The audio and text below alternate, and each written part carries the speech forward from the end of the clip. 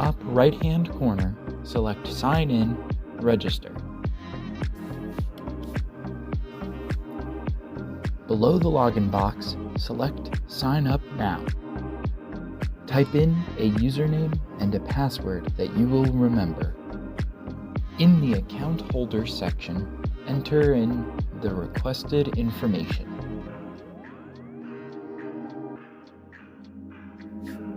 Below you will see a section drop-down labeled Additional Family Member.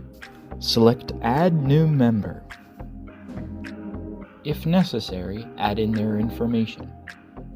Use the same email address you used in the section above. Open the section labeled Emergency Contacts.